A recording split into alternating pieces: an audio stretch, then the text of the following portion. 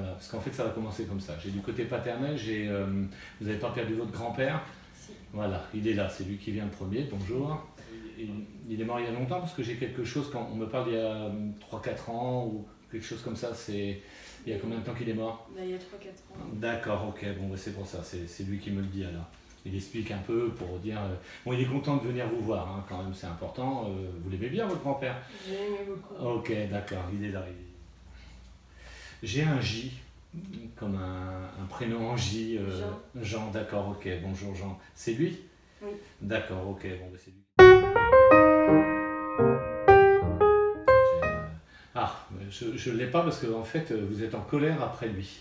Il y a quelque chose il y a une colère après lui. Donc c'est vrai, ça fait sens. D'accord, vous êtes en colère après lui, donc du coup pour l'instant il n'ose pas venir. Donc ils savent que vous êtes en colère parce que c'est eux. C'est-à-dire que ça vient d'eux les erreurs. C'est pas de vous. C'est-à-dire que c'est eux qui ont commis des faits, quoi, et que j'ai pas encore. Et donc ils sont vraiment mal à l'aise, quoi. C'était. Est-ce qu'il est fier de moi? Ah.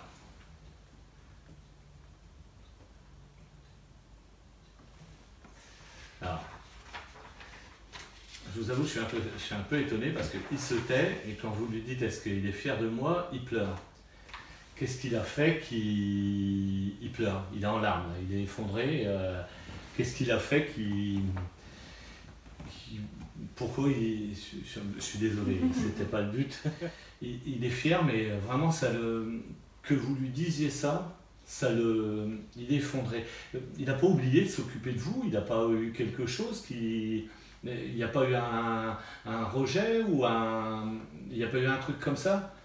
D'accord, ils se sont coupables. Alors voilà, ils se sont coupables, donc du coup il est effondré, il est vraiment dans les larmes, il est vraiment dans la tristesse, quoi. C'est vraiment quelque chose qui... alors, je ne suis pas trop pour le truc hanté ou quoi que ce soit, mais ça le hante. En fait, c'est vraiment ce qu'il y a eu il a une colère en fait en lui. Il y a pas pourquoi il a une colère en lui, quoi. Parce qu'il n'a pas réussi à se soigner avant de mourir. Et non, c'est vous qui êtes en colère après lui parce qu'il n'a pas réagi. C'est vous, c'est pas lui qui est en colère, c'est vous qui êtes en colère. Je l'ai le truc, il me le dit. C'est vous vous lui en voulez de ne pas avoir pris en main pour pouvoir soigner et du coup de vous avoir abandonné. Voilà, c'est ça que vous avez. La colère, elle est là. Voilà, ça y est. Du coup, ça y est, il approche et tout. Ne m'en veux pas, ma fille, qui me dit. D'accord, ok. Oh putain, c'est vrai, ça vous des frissons un peu là. Ne m'en veux pas, ma fille. J'ai pas réussi, c'est pas de ma faute. C'est pour ça qu'il pleure. Voilà, ne m'en veux pas. Ouais. C'est compréhensible. Ne m'en veux pas. Il n'a pas réussi à faire... voilà, c'est vous qui êtes en colère. Ne garde pas ça en toi, ça ne sert à rien. Nettoie-toi avec ça. Enlève-moi ça, je vais vous enlever ça. C'est essayez de garder l'image de votre papa que vous aimiez et pas votre papa qui s'est détruit.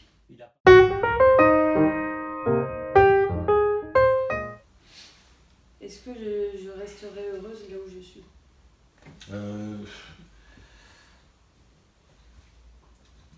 En termes d'habitation, j'ai pas là. Pour moi, ça ne va pas. C'est pas adapté. D'accord. Voilà, c'est pas adapté avec vous. Vous êtes la problématique, c'est que mais ça va vous avoir nettoyé là. D'accord. C'est que vous restez un petit peu renfermé sur quelque chose. Et du coup, cet endroit-là vous renferme sur la même chose. Vous tournez un petit peu je vous vois des moments où vous avez envie d'avoir de la joie de vivre et vous ne l'octroyez pas. D'accord, c'est possible ça fait sens. J'ai vraiment pas une fausse tristesse, puisque c'est de la tristesse, mais en fait comme si vous n'aviez pas l'autorisation d'être joyeuse. Du coup, l'endroit où vous êtes vous donne pas, puisque vous avez votre cerveau qui a identifié cet endroit-là, à un endroit où vous n'avez pas l'autorisation d'être joyeuse. Il va falloir bouger, il va falloir changer, il va falloir voyager, il va falloir s'épanouir et emmener papa en voyage. Parce que du coup il viendra, d'accord? Et il faut qu'il vous donne un peu plus de... c'est pas de la liberté parce qu'il n'est pas ostracisé, enfin il vous bloque pas, Mais vous vous sentez un peu à l'étroit. Oui. D'accord? Ça vous parle ça? Oui. Et on me dit, la petite, faut qu'elle vive, Oui. faut qu'elle bouge, faut qu'elle voie du monde, faut qu'elle... Et vous vous sentez à l'étroit, un peu comme si que vous aviez déjà 10 enfants, quoi. On a l'impression qu'on vous a bloqué là, C'est ça. et faire la cuisine presque, et donc et ça ne vous va pas. Non. D'accord? Bon, ben, il ne faut pas le faire. Ok. D'accord? Vous avez une sœur, vous? Oui. D'accord, ok. Ils essaient de m'expliquer un petit peu qui vous êtes, quoi. Elle en a un peu gros sur la patate aussi, Claire. Elle a un poids quand même qu'il faut... D'accord. Elle a vraiment un truc... elle a les épaules... Vous lui dites qu'elle n'a pas les épaules assez larges pour supporter ça, donc elle lâche un peu la barre. Ouais. Voilà, comme vous. Voilà. D'accord. Mais elle est encore plus faible que vous. J'ai vraiment quelqu'un de plus... ouais, donc il faut qu'elle reprenne du sourire, vous m'enlevez tout ça, et vous dites à votre sœur, je vais l'enlever aussi là, hein, d'accord? Faut qu'elle se nettoie elle, hein. Qu'elle se fasse un petit peu de retour sur elle-même, quoi. D'accord? Ok. Emmenez-la en voyage. Ouais. Emmenez-la en voyage. Voilà. Ok.